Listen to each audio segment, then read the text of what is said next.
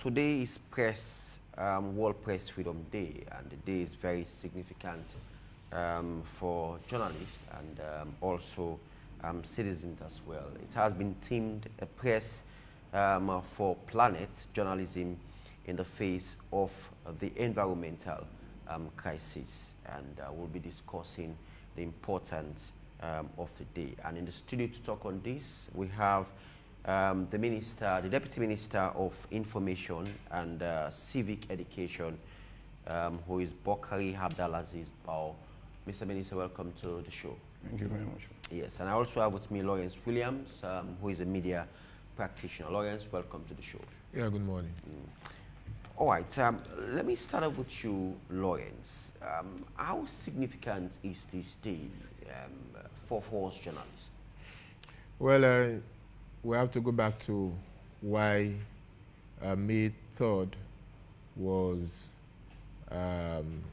set aside by the United Nations General Assembly in 1993, following a conference the preceding year, UNESCO conference, to actually not only to celebrate journalists, but to also recognize the work we do, and to also enforce the ideology about press freedom, and to also honor those journalists who have lost their lives in the line of duty. So the significance of the day itself cannot be overstated, as it speaks to why our trade is still very important in democracy. And looking at the theme for this year's celebration, which focuses more on climate issues, the climate crisis, how journalists can actually contribute to bringing or changing the narrative around policy formation, around legal reforms, around investment in climate change solutions. So the day itself is very significant for us as journalists, and not only to celebrate those who have been performing outstandingly very well, but to also pay homage to those who have come before us, and particularly those who have lost their lives and those who are currently faced with all sorts of threats and intimidation as a result of the work we do.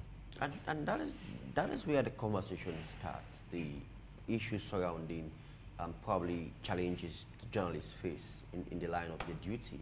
And that is very important. And are we still seeing that in Sierra Leone? Let's go back. Go back to the fight for the expulsion of the criminal libel laws and Part 5 of 1965. And when that law was in existence, we all know that journalists will be invited at the CID on a Friday, and they will be made to spend the night until Monday, Tuesday, probably they are released. And so it was deemed a law that suppresses free expression, particularly the trade journalism, much more because it criminalizes the truth. The law stated that the truth of the matter shall be inquired into, but shall not amount to a defense. So that was a concern for us as journalists, and we are grateful that the current SLPP-led government fulfilled that commitment by expurging that law. And even though many people thought that the heavens would fall once that law was expunged, yet we have been able to prove to them that we are responsible practitioners. Apart from the repeal of that law or the expulsion of that law, we saw the introduction of the Cyber Act, and there are concerns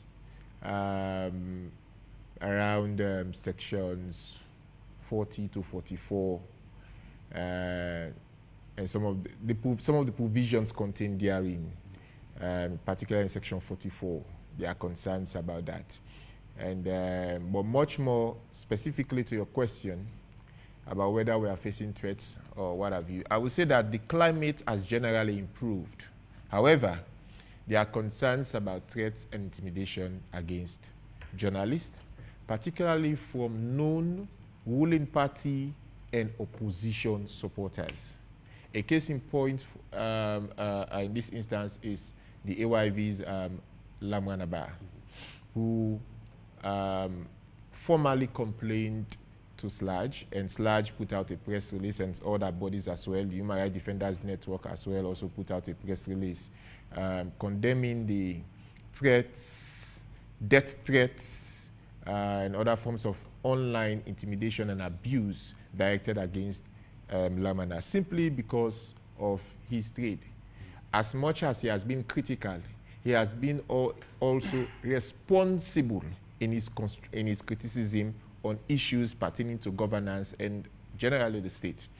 And there are other journalists who are also facing similar, threats. If you look at the MRCG's monthly report, or the State of the Media reports, for example, there are a whole lot of issues documented about the safety and security of journalists. But there is this commitment, I must admit, there is this commitment on the part of the government, but there is not much has been done in terms of cautioning, particularly party loyalists who are sending death threats to journalists, particularly critical journalists. And it is not peculiar to Sierra Leone, I would say. Maybe our situation is a little bit better as compared to other countries. But the threats, the intimidation, and everything do exist.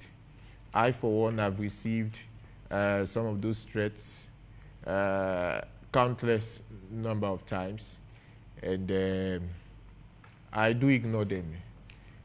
Even within my community as well, I do ignore them. So it is not just about, these threats are not just coming from SLPP supporters, if you like. There are also threats coming from opposition supporters as well. We've seen or we've had and documented abuses coming from known opposition, known APC loyalists, particularly those residing in the diaspora.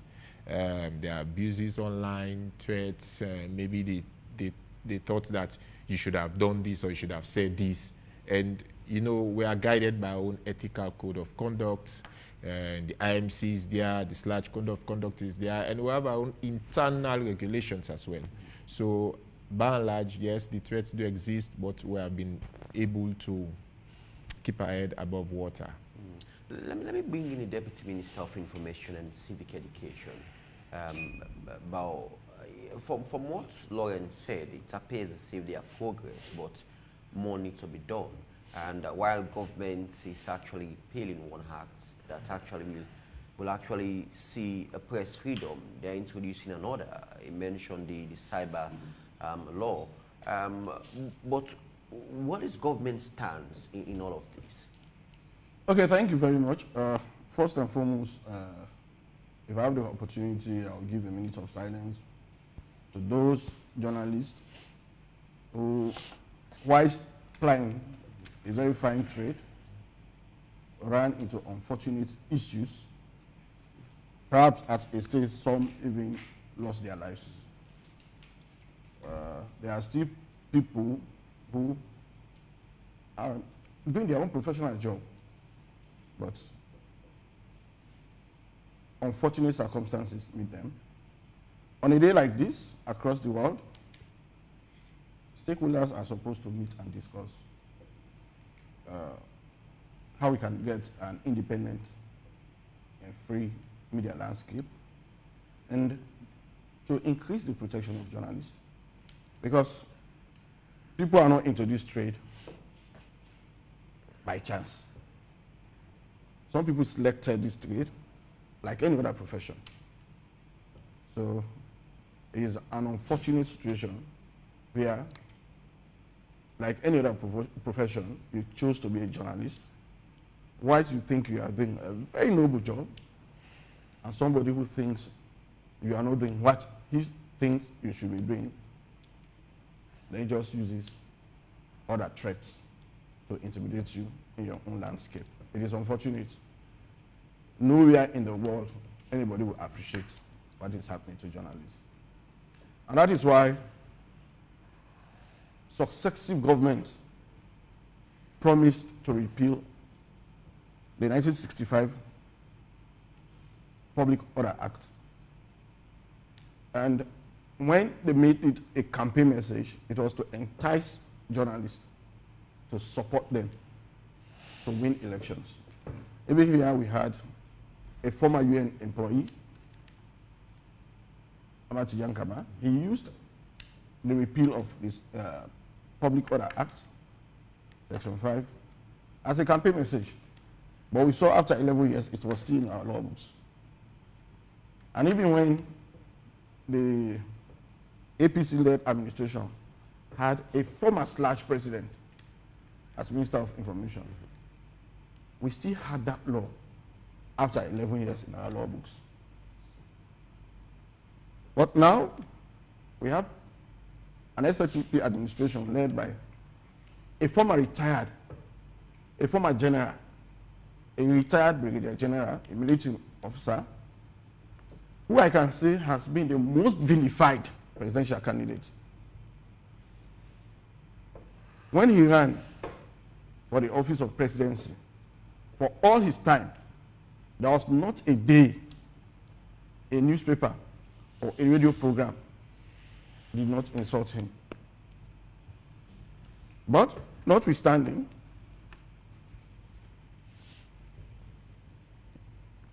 he has taken this bold step to expunge this law from our law books. That is a laudable venture that as citizens, as people who want to see good governance, should appreciate. Yes, we have done this. And the challenge we have is, like we sit in this room, we cannot be more important than the room we are sitting in. So in as much as the content is important, the container also should be given due respect. What am I saying here? The trade itself, journalism, and slash itself should now take leadership into defining who a journalist is and who a mere blogger is. Because over the years, people who have no business doing journalism are occupying the space. So if you just expunge the laws and do not also protect the citizens, I think it is a social injustice. Because when we talk about freedom, we are talking about social freedom for the human being, collective interest. So you don't just allow somebody who sits without any ethics and brings down the whole state. We have had instances where somebody behind the mic in Rwanda has brought down the whole state. Lives are lost. So all these restrictions we do is because as a nation, we cannot say we are there yet. We cannot compare ourselves to the broader democracies like in the United States. So gradually, we want to move. Cautiously, we are moving. But like the president has added civic education to the Ministry of Information, I think it is a collective effort that we should all make now, that we distinguish the journalism from just mere social media blogging. Because I think these people who are not qualified to be journalists, who have no business doing journalism, are polluting a very fine trade. And it is not the business of the government to determine. We have lawyers, and Bar Association defines who a lawyer is. The medical doctor distinguishes himself from a community health worker. An engineer does that. So, SLAJ also should be able to define who a journalist is and who a mere blogger is. Somebody will not just take to social media and say anything. It is unfortunate when there is this mix-up. Very sincere and honest people get trapped, go into conflict with the law. But as far as I am concerned, my president, your president, our president, His Excellency, the retired brigadier, has no business with any journalist in your trade. In fact, when he came to power, he has most often called dinners, cocktails to interact with even those who vilified him. And as I speak, I think we are all clear that for quite too long, there is no journalist in prison because of journalism. So I think we are making steps. But it should be a collective effort between the government and also SLAJ. Because even the laws that go to Parliament, before those laws are made or are proposed, a lot of consultations happen. I agree with you, Mr. Minister, from Lawrence's point, but in this case, it's all about how we should be able to, you spoke about collaboration, and that is very significant, and ensure that we're able to regulate some of these things you're talking about. So getting SLAJ, who is an independent body, regulating the media, and also the Information and Civic Education Ministry also have a role to play. But how can we get that collaboration effort in order to ensure that those who are not belong to the media, who seems to be causing mayhem, you know, we're moving away, instead of those who are doing their job, like what Lawrence mentioned, have been stifled. Like, for example, our own Amadou Lamweba, who has been bashed on social media because, you know, he was not bashed by the government. He was not arrested by the government. It was an unfortunate situation done by citizens, our own brothers. You know, it is not that Lamrana said something and the government went after him. You can say, yes, party supporters, but they are undefined. Have you identified anybody who said this particular person is a party supporter and he has done this? It is because you think this person, I have said something against the government and he's coming after me, it means he's a party supporter. With all due respect, we do not also have control over those who have occupied that space. That is why SLAJ has all it takes. In fact, to even have IMC to limit the space, to me, is also a restriction for free journalism. The day we get it right, I think IMC itself becomes redundant, because there should not be any hindrance if somebody wants to practice journalism. But as it is now, somebody just wakes up one day, and we can all agree, Lawrence can agree, that we have not been able to define even who is an editor, who is a page layer, who is a mere graphic designer. Every other person wants to own a newspaper or a media house. And what we do most times is we have journalists with notable reputation in the trade. Their names come on these newspapers as editors. They don't take their time to even read those newspapers to see the content of it. But because it carries your name, it is assumed you are knowledgeable of what the content is. So, if I'm a medical doctor, you have a pharmacy, you want to use my certificate in your pharmacy, I have to know what are the drugs you are selling, or else I will not give you my certificate. So I think the journalists who have been around for quite too long should also try to narrow the space for mere bloggers and expand the space for real journalism to take place. Nobody hates, no good government will hate journalists or journalism, because these are people who take information, process them into newsworthy items, and disseminate to the public. Why should you hate anybody doing that? Even as a Deputy Minister of Information, or even as the Minister of Information, we cannot be everywhere. So we rely on the journalists to take whatever the message is to our people. They occupy the space. They are the fourth estate. It is only when you want to hide something that you think somebody should not let the public know what is happening. But I think the current government, the current president is not hiding anything. That is why he is giving most of the support to Slash. Subvention is increased. We have done a lot of things. Just the repeal of that law that criminalized libel and sedition should be commended from this government. Whatever else needs to be done should be done by all of us. That is why there is no bill taken to Parliament without consultation. Relevant stakeholders are consulted, and we send them to the House of Representation. The Parliament is supposed to represent everybody in this country. So when it goes there, they should also give it another lens before it is being approved. So a minister brings it to cabinet, okay. Let us say the government says, okay, it is all right after much consultation. But the last point is to now take it to the House of Representation. When it goes there, we expect that it is thoroughly looked at. So when it comes out, it should speak to what we want as a nation. So it is not just about the government. And also when you talk about government, it is all of us. All of us. That is why governance is continuity. So for us to get it right, it is large to define who a journalist is, what journalism is, and they should pay attention to their own trade and clean the environment so that they make sure only those who are qualified and supposed to do journalism are doing it.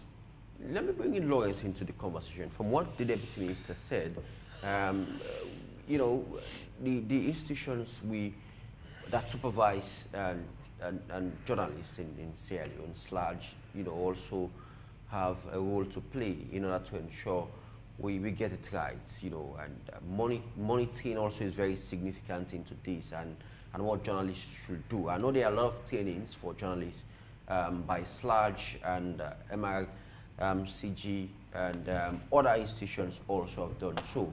But how can we change the face of journalism in Sierra Leone? I remember some few weeks ago there was an editor who was arrested and detained for some 3 or 4 days in CID, you know, because of something he did publish and was allegedly not in the interest, and SLAJ went there as well. But how can we prevent that as a media? Okay, now before I answer the question, there are a few issues I want to provide some clarifications. First, the media in Sierra Leone and the practice of journalism essentially has tremendously improved over the years. I can tell you for sure, unlike before, when we have dropouts, JSS3 boys recruited into the practice, we have more competent, trained, and qualified professionals in journalism as of today. Secondly, about who is a journalist, or SLAJ should define who is a journalist. Now, we must not confuse mainstream media from the general social media. Social media is a free-for-all platform. Every Jack, Jill, Tom, and Harry who has access to a smartphone can write or post anything. That's their own freedom. When I'm coming, yeah, David, if their actions on the platform contravenes any statutory provision in the law, they can be brought to book by the justice system. The police is there to investigate. Now, the IMC Act provides very clear and simple distinction of who a journalist is, who an editor is, to the extent of specifying the requirements, both academic and experience for somebody to be qualified as an editor of a newspaper or a station manager for a radio or broadcast institution.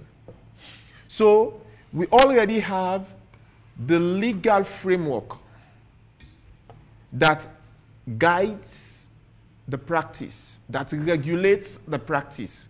IMC is our own regulator. And to be very frank, since the immediate past chairman, Dr. Victor Masako, took over onto this point where when we have Joseph Loa Kapua, the IMC, I must say, have been doing a fantastic job. They are also constrained in terms of government disbursing their allocations, their budgetary allocations. But the IMC has been taking decisions, has been deciding on matters, putting out their rulings, giving fines, what have you, and everything. So the IMC has been doing its job. Likewise, we are gradually moving to self-regulation. SLAG is a pressure group or an advocacy group that advocates for the interest of its members. The SLAG is there to enhance professionalism. It is there to build the capacity of journalists. It is there to source for funding, if you like, for training programs, or capacity building, or what have you. And SLAG has been doing fantastically well. In fact, last year, SLAG is the first institution that promulgated its gender policy, which should now be cascaded to individual media houses for adoption or integration into the existing individual media houses policies, right? So SLAG has been doing its job. SLAG has been performing its own role as an institution. And mind you, journalists that are part of SLAG, that are members of SLAG, are bound by the constitution of SLAG. They are also bound to adhere to the ethical principles, the code of conduct promulgated by SLAG. So we have all of these safeguards in place. And at institutional level, at AYV, you have your own editorial policy. You have your own framework that guides the operations, the conduct, the behavior of staff in and out of the institution. So all other media institutions as well have their own code of conduct, have their own media policy, they have their own editorial policies and the like. And we have greatly improved in terms of professionalism. Yes, I will admit that there are some bad eggs within the profession. But let's now be able to understand the dynamics around some of these bad eggs. Why are there still bad eggs within the profession? It may interest you to know, and I'm sure you already know, that many or some of the newspapers or media houses, even community radio stations, they are either owned or controlled by politicians. So when you see these set of media houses putting out, publishing or broadcasting content that are deemed to be in contravention with the IMC Act, or let's say general media ethics or principles, there is an interest. He who pays the piper calls the tune. Where is that piper situated? We must find out. You talked about one of our colleagues who was at CID recently. Yeah. We all know the relationship. You know, these are something that we do our in-house cleanup. We do our own. You know, there are means by which we caution ourselves. We do a peer review for Guild of Editors, for example. We caution colleagues who go overboard, whose headlines probably, you know, do not match the content that's below it and everything. But we all know that some or most of these individuals that are giving us this blanket bad name are either they are strongly connected, they have ties with the two, either of the two political parties. We take Justice FM, for example. There is a whole report that named Justice, Tumac, and others. We all know where Justice FM was coming from. We all know who the relationship between the broadcaster then and the ruling party, for example. So all of these things, these are information that are known to the public. And when it comes to bloggers, now, I, as a journalist, may decide to say, okay, I want to forget about print, I want to purely focus on blogging. There is no crime in that. But as a journalist or as a blogger, right, I'm also a member of SLAJ, and I'm supposed to abide by the dictates of the Constitution of SLAJ, the IMC Code of Conduct, and everything. The bloggers that are causing problems for the country or on social media or for people, these are people with political interest. These are not journalists, too. They are not journalists at all. In fact, even the political parties, they have their own bloggers. SLPP has its own bloggers. In fact, they appointed somebody as head of social media or so, or what have you. They had a meeting with President Bawoh last December, the bloggers of SLPP. APC has its own bloggers. Nobody will stop them. It's a free space for all. But when it comes to mainstream media, we know that we are regulated by law. We have the IMC there. We have the SLAJ Code of Practice for journalists. And we have an individual institutional framework that guides and regulates our conduct, ethics, and everything that we do. So we have gradually improved, tremendously improved, in fact, the practice of journalism in Sierra Leone. The few that are causing troubles, the few that are giving us this bad name, they are either influenced or members of APC or SLPP. Now the truth, and they bring even community radio stations. There are community radio stations because of they don't have the financial independence. They are either controlled or influenced by the brand and the gun. The member of parliament or the councillor or those in position of authority, because they need to run the station, they need to provide fuel, how do they pay their staff and all of those stuff.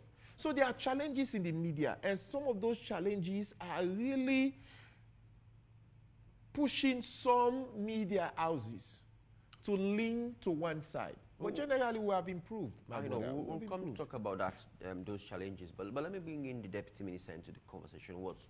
From what Lauren said initially, mentioned about the bloggers and also the social media's influencers as well. You know, and with what SLAJ should do towards that. And Lawrence was saying that these are freelancers. You know, they're actually not regulated by SLAJ, or SLAJ have an interest in them or them being a member to SLAJ.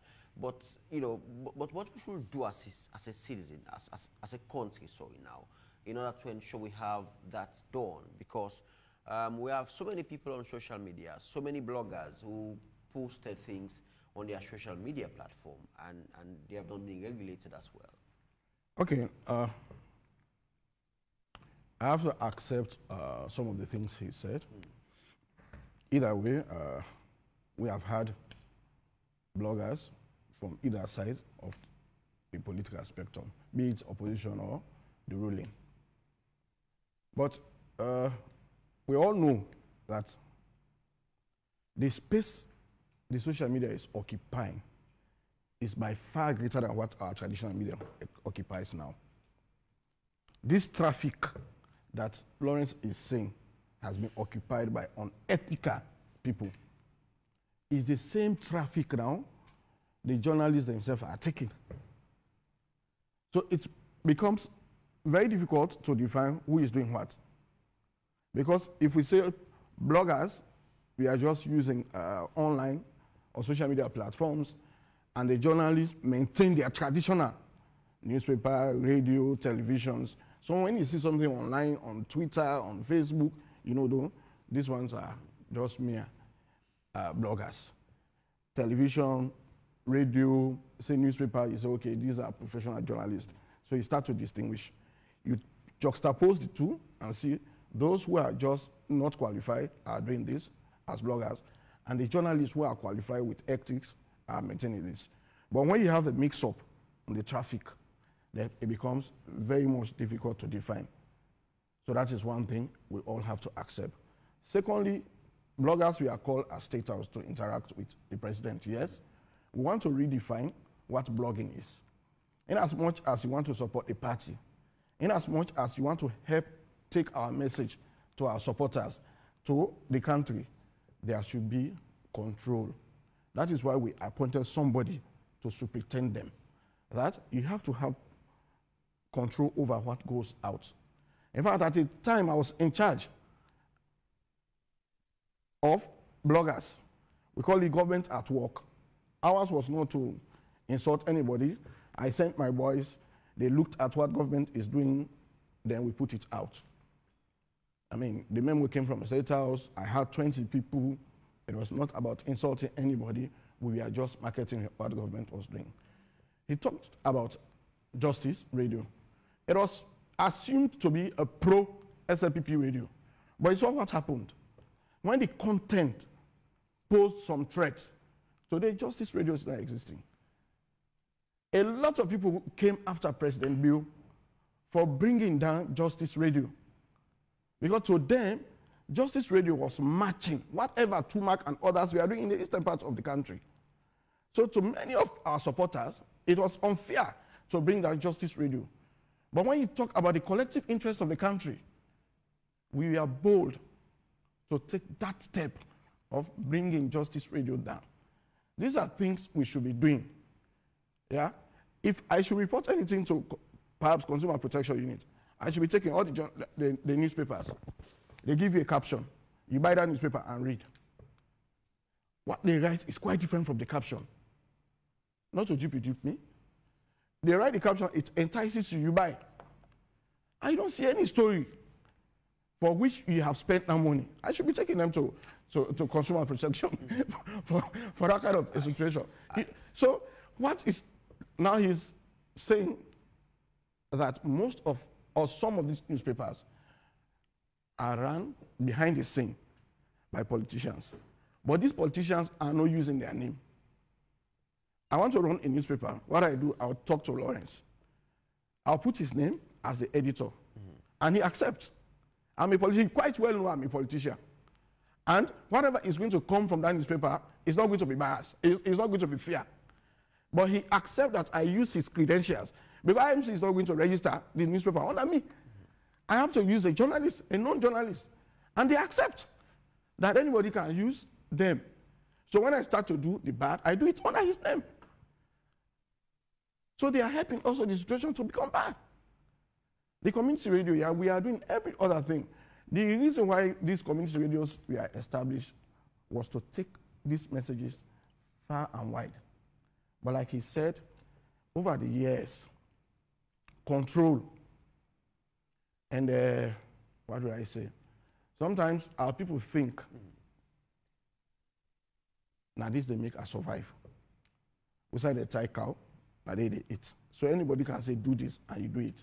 It's because you don't have integrity. But also the governments have a role to play. I remember in the we are doing 2012 election, when we have both radio stations, the Unity radio stations and the We Own radio station, and you know, during the election they were actually sending reports and sometimes wants to spark some issues within the election. And they were brought down? Yes, by the vice president then. And you know, some of these proactive measures, you know, people are expecting the government. So that is what we did with Justice Radio. There are radio stations that existed with the outgone administration, they did all the bad things, they continue to exist. And Starch did nothing about it. The then administration did not do anything about it. We did not get any complaint from anybody formally. But we are bold enough to bring our own radio station down.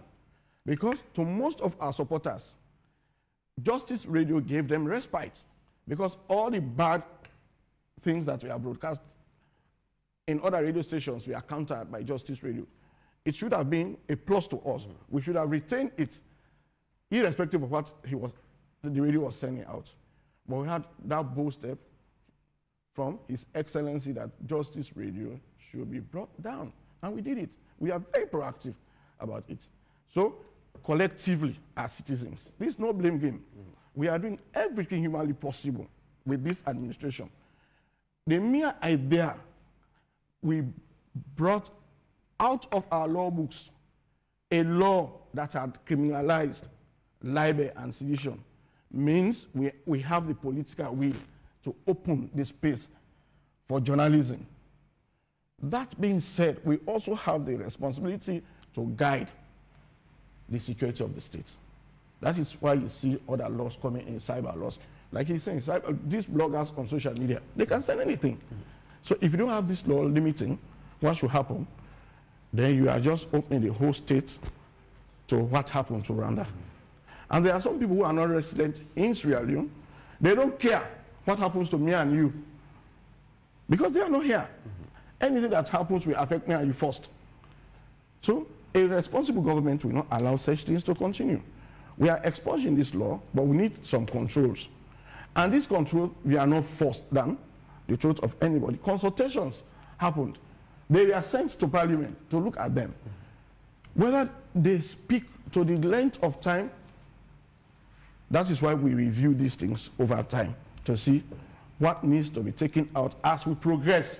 Yes, the journalists have had a lot of trainings, but I don't think he will tell me 100%, they are at 100%. And because you are not at 100%, you will continue improving.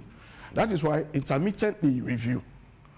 You look at yourself, we are set out to achieve this. Are we on track? Yes or no? If you are not on track, what should we do so that we get successfully to where we want to go? And as a country, if they succeed, we'll succeed. If we succeed, they will succeed. Because good governance and press freedom are just one of this, on the same coin. There's no press freedom where you don't have good governance. And where you have good governance, there should be press freedom. So either of the two must match to have a healthy state, a healthy democracy. So as a government, we are not against anything that is in the interest of the people, that broadens our reach to our people. But we should do it healthily so that we protect the same state called Sierra Leone. They are improving and we are improving. That I can say. Okay, let me bring Lawrence into the conversation. You know, initially you mentioned the challenges, and as a media, you know, how can we move past that? You know, we are in some of these challenges is because of finance, and some of these institutions are challenged to run their business, and because of that, they will strike compromise with their integrity, with their editorial policy as well. But how can we move past that, you know, in order to ensure we get things right? Okay, now, one of the things the minister mentioned, which I also consider to be one of the challenges we face in the media, is going digital. And I will agree with him, and that's the fear that the mainstream media has not been able to successfully integrate itself into the social media space. But however, in terms of the distinction between the mere bloggers or social media influencers from mainstream practitioners, I can tell you for sure that it is clearly distinguished. For instance, we're having this program here, we're seated here in the studios, yet the program is streaming online. You have your AYV, Facebook, YouTube, and World Wide Web platform as well. The AYV online is clearly distinguished from any other online agency or blogging or what have you. Freedom Post, my institution, for example, Freedom Post online is clearly distinguished from all others. So, yes, there are challenges with integrating into the online platforms. Of course, you know, there are maintenance costs, there are other associated costs involved. So that's one challenge. When it comes to the aspect of journalists compromising their integrity, as you put it, I would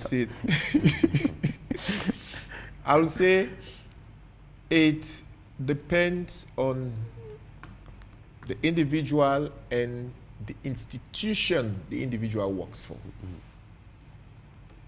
For instance, you quite know that there are certain things you cannot do as a practitioner here at AYV, because if you flout those rules, there are penalties, some of which may include suspension or termination of your employment.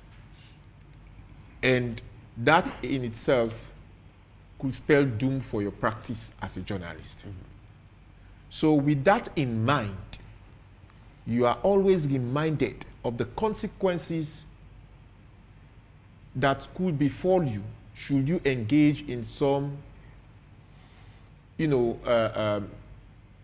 bad practice, if you like.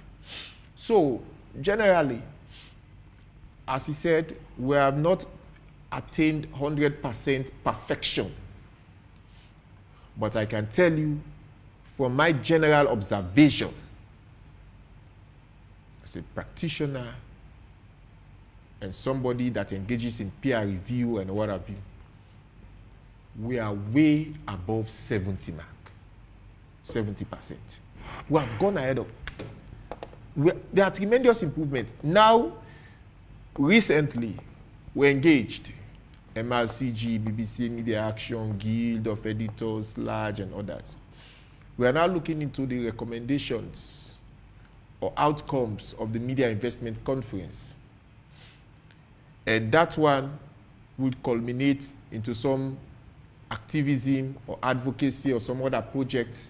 And there are also projects that could highly lead to some legal reforms as well. We are talking about legal reforms specifically, for example, the advertising law, that's one. Maybe also the substantive act as well, the IMC Act.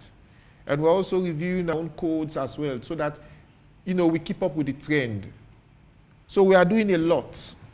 We are improving a lot.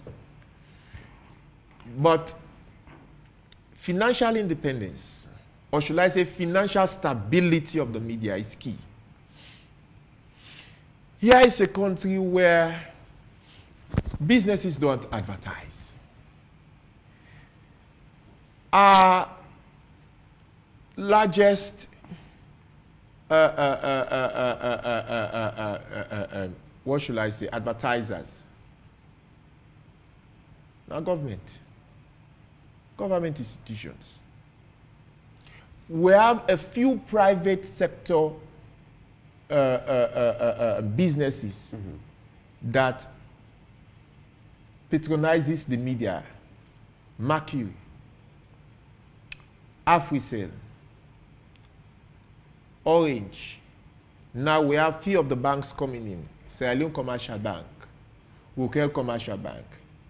I'm telling you, these 5 institutions, should they stop all adverts to media now,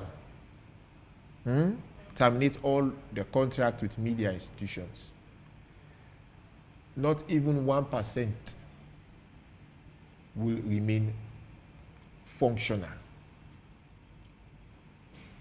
And in other countries like Ghana, yesterday I was engaging with somebody from Ghana.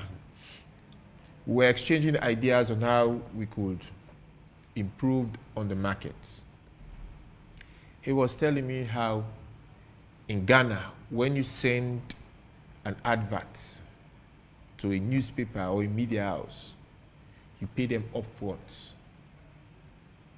There are media houses in Nigeria, for example, the Punch. They print up to 45,000 copies on a normal day. Just one single institution. Here, even the existing media houses, we are currently constrained with quality printing press. The machines we have here, they are outdated. Now they're 1932, 1960 something machine, and now they will get to cord. These are analog business. We can't afford. We haven't got much investment in the media.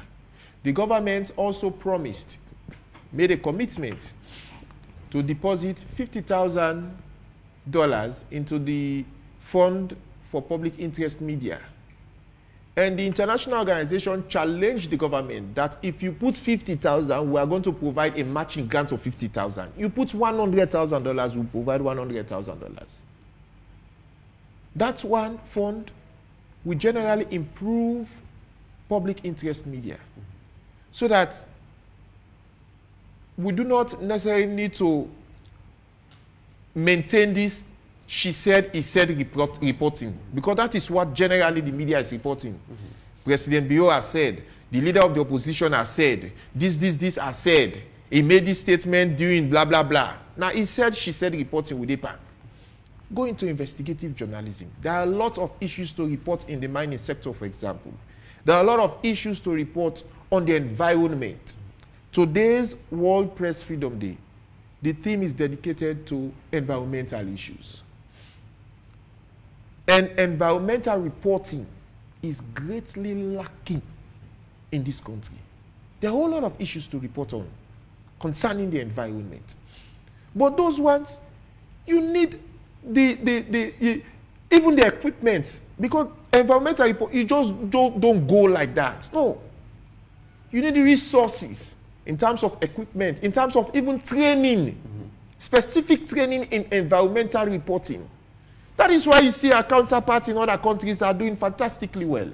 Not because they are better than us in terms of IQ, but because they have the wherewithal, they have the equipment, they have the training, they have the financial resources. You go come on, you say they go prepare for go do undercover investigation or what have you. Who pays for your feeding, your lodging, your transportation and everything? Who pays for that? There are some information we may need. You don't get it or access it easily. Some information, you buy them. You buy evidence. The BBC and others, they are all, this is a normal practice. Because you want to make sure that when your content is out, it is rich, factual, accurate. And anybody that contents it will not stand the test of time. So there are a whole lot of things to be done. But I tell you, in as much as we've reviewed, we've expunged the criminal libel law, kudos to the government. That's why nobody can take that credit away from them. But successive governments would not want the media to be financially stable. You know why? Because if the media is financially strong, independent, governments not they play dakadeke with people in this country. No, we'll be very robust in terms of holding the government accountable, highlighting issues of bad governance, mismanagement, reckless spending, and what have you. We'll be very robust. Environmental issues. There are a whole lot of things to talk about environmental issues. Climate change funding, the green climate fund, everything where they can. These are things that we need to go into. But you need the strength. Not get the strength for doing that. Okay. All right. Yes, Mr. Minister, we are rounding up now. I know you're part of a panel. Yeah. You know. When I listen to him, there is a major problem we have to accept. The main reason we have not been able to compete with our counterparts in Nigeria, Ghana, even when you talk about our population. if somebody sings in Nigeria, even if 10% or 20% of the population buy the album, it is greater than even when the whole population of Sierra Leone buys. When you look at the reading population of Sierra Leone also, compared to the reading population of Nigeria, that it tells why newspapers don't even sell. Because the illiteracy level in our country has been very high. I can see the reason why we spend 26% of our budget on the human capital development. Because this will not have an immediate impact, but in the long run, it is going to increase our reach, especially for newspapers. Those who want to read will be increased, because most of the newspapers are just sold in Freetown. Very few. I have lived in Kenya. You want to look for newspaper, you wait. If I want Monday newspaper, perhaps you wait for Tuesday to get Monday newspaper, because they have to send you through ABS, this and that. So the challenges are there.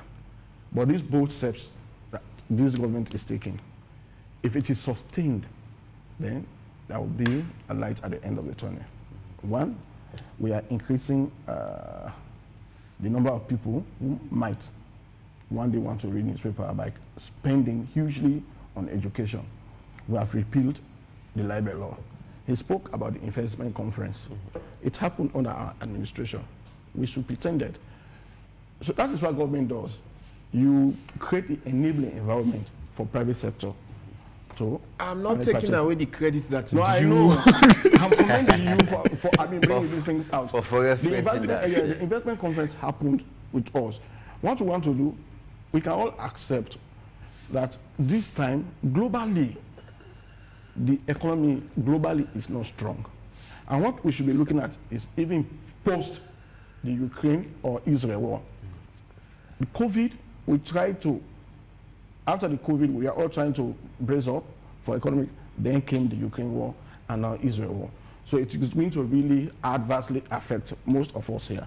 But these little things we are putting in place, he spoke, nobody caused him to talk about the investment conference, and promises were made. In fact, Sierra Leone was listed among 17 countries to access the fund. Yes, we promised, and you call our president talk and do. If he has promised and there's somebody to remind him, and don't remind him, bro. No, I'll tell my minister that our president promised. Slash, go to a letter to that effect. Forget. Reminding the president. You can write a letter, but somebody needs to bring it to his attention.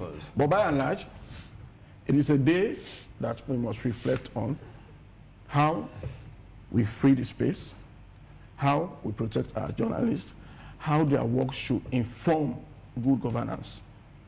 Slash should also protect his own staff from using that polluted track. You work for AYV. Yeah. If you take to Twitter, you take to Facebook, you are not going to AYV. I know you work for AYV, but on Twitter you are not using AYV. Yeah. So you are using the same traffic unethical people are using. But because you work for AYV, if anything happens to you, they say they are coming after AYV. So I am a social scientist. Even when you do research, you don't claim the report. You don't publish that report. When you work, like he said, when you work for institutions, you should be guided by the code and conduct of that institution. So when you publicly do anything, you should be minded that I am working for AYV. Whatever thing I say here or I do here should be reflective of the code and conduct of AYV. If you just operate within that remit, I think you will also be protected by the law that protects AYV. But if you go off, then you are inviting unnecessary problem. And when the problem comes, now you go on an AYV. So because an AYV staff was attacked. But on your Twitter, are you tweeting as an AYV staff? On your Facebook, because most of the journalists who work for these media houses have their own private social media platforms. So whatever thing you do there does not come under what AYV is doing. And I don't know if Slash is also looking at that. That when you work for an established media house, you should know how to carry yourself. You don't behave like others who are not identified are doing. When I work as a Deputy Minister of Information and Civic Education, my public life comes under the radar. I am not Bockarie Bawoh any longer. I am the Deputy Minister of Information and Civic Education. That is why much of the places that I used to eat, I don't eat there any longer.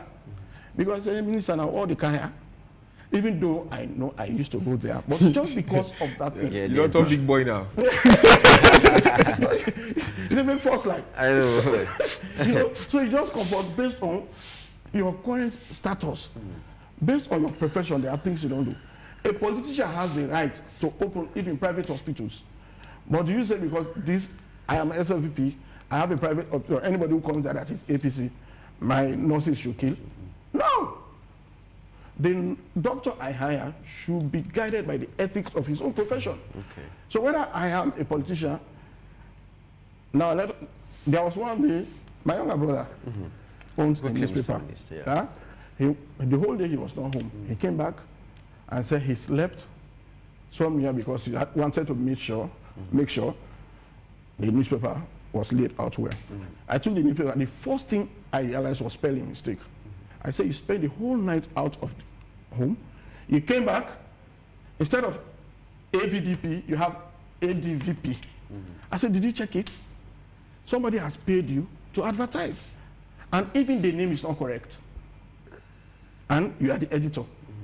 Why didn't you edit this? He said, I said, then you blame politicians.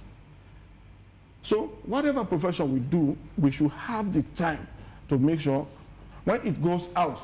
Sometimes why is it that people don't even want to advertise? Because you look at all the newspapers, you don't even want to buy any newspaper. Sometimes they supply me newspaper. You just look at the headlines. You read, there's nothing there. Like he's saying, the president goes there. Everybody runs there. The president was there. There's no investigative journalism. Bring out things that people are interested in. There are environmental issues. If you research on the environment and put out this fact, you might one day attract funding from people who are concerned. Okay. Take areas and specialize, but we don't even see that speciality. Even when you look at sport news, what I know is already what is out there in the newspaper. Why am I reading it? You are not bringing anything extra. You take 3, 4, 5 newspapers, they are giving you the same thing. So why do I have to even buy more than 2 newspapers? Because everything you have here on sports is here. Perhaps the same person that is sending here is sending also here. The same thing you see on social media, WhatsApp, is what you see in the newspaper. So why do you buy a newspaper again? So this is narrowing the space. I think that is even affecting the sales of newspaper. Because most of these things, you see news on WhatsApp, and you see the same newspaper. On newspaper. Those are lazy practitioners. But they are doing it. Like I said, there are few, or there are some who are actually doing that. I know. But those are lazy practitioners. But there are papers that are, you know, whose content are exclusive. Editorials. I take my time to read. When somebody puts out exclusive opinion on things, you follow, you read. But and that is what we do normally. Editorial. Don't joke with it. No, it is fine. Let's show your parting shot as we close. Well, I will end with a famous quote by Thomas Jefferson, who was one of the founding fathers of American democracy. He said, quote, "Were it left to me to decide whether to have a government without newspapers or newspapers without a government, I will not hesitate a moment to prefer the latter." That tells you the importance attached to press and press freedom, the fourth estate as a whole. Thank you. Thank you very much, Lawrence Williams and Mr. Deputy Minister. He prefers a newspaper without a government. Yeah. If I look at the landscape of Sierra Leone newspaper, they will not exist without a government. Why? Because they only talk about government. But it is a fine trade, and I think as a government, we do everything humanly possible to make sure, I mean, the media landscape is independent and free, and the journalists are protected, because their work speaks to what good governance is, and it helps government deliver on what we have promised to our people. Minister Bawoh, thank you very much, and Lawrence Williams, thank you very much.